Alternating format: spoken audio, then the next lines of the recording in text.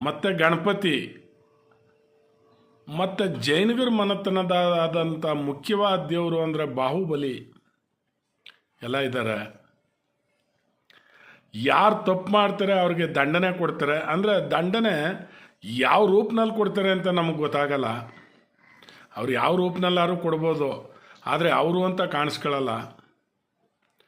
ಅವರು ನಂಬಿದವ್ರಿಗೆ ಅದು ಯಾವ ರೂಪದಲ್ಲಿ ಅವ್ರ ಮನೆಗೆ ಶಾಂತಿ, ನೆಮ್ಮದಿ, ಸುಖ, ಸಂತೋಷ ಕೊಡ್ತಾರೆ, ಅದು ಯಾವ ರೂಪನಲ್ಲಿ ಕೊಡ್ತಾರೆ ಅಂತ ನಮಗೆ ಗೊತ್ತಾಗಲ್ಲ. ಆದರೆ ನನಗಾಗಿರೋ ಅನುಭವದಲ್ಲಿ 1984ರಲ್ಲಿ ನಾನು ಫಸ್ಟ್ ಎಂಟ್ರಿ ಕೊಟ್ಟೆ ಧರ್ಮಸ್ಥಳಕ್ಕೆ. ಅಲ್ಲಿ ನಾನು ವರ್ಷಕ್ಕೆ 1 ಸಾರಿ ಹೋಗ್ಬೋದು, ವರ್ಷಕ್ಕೆ 2 ಸಾರಿ ಹೋಗ್ಬೋದು. ಆದರೆ ನನಗೆ ಅದೊಂದು ಭಾವನೆ ನನ್ನ ಮನಸ್ಸಲ್ಲಿ ಬಂದದೆ.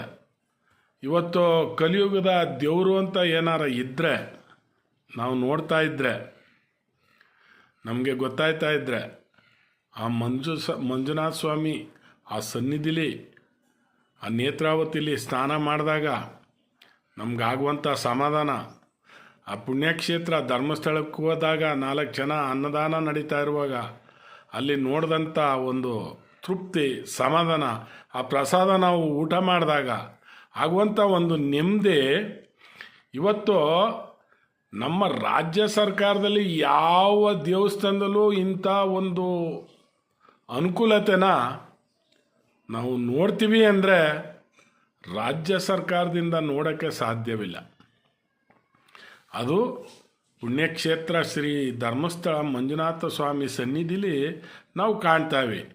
ಯಾತಕ್ಕೋಸ್ಕರ ಕಾಣ್ತಾವೆ ಅಂದರೆ ಅದು ಇನ್ನೂ ಜೈನಿಗರ ಕುಲದವರಾದಂಥ ಶ್ರೀಮಾನ್ ಡಾಕ್ಟರ್ ವೀರೇಂದ್ರ ಹೆಗ್ಗಡೆಯವರ ಆಡಳಿತದಲ್ಲಿರೋದಕ್ಕೆ ಅಲ್ಲಿ ಆ ಧರ್ಮಸ್ಥಳಕ್ಕೆ ಏನು ಅನುದಾನ ರೂಪದಲ್ಲಿ ಸಂತೋಷೋಪಾದಿಯಲ್ಲಿ ಅರ್ಧಿ ಬರ್ತದೆ, ಅದನ್ನು ಅಲ್ಲಿಗೆ ಬಳಸಿ ಇಂಪ್ರೂವ್ಮೆಂಟ್ ಮಾಡಿ ಸರಾವತಿ ಲಾಡ್ಜು, ಹೇಮಾವತಿ ಲಾಡ್ಜು, ಕಾವೇರಿ ಬೇಕಾದಂಥ ಲಾಡ್ಜ್ಗಳು ಕಟ್ಟಿ ಹೋದಂಥ ಜನಕ್ಕೆ, ಯಾತ್ರಿಕರಿಗೆ,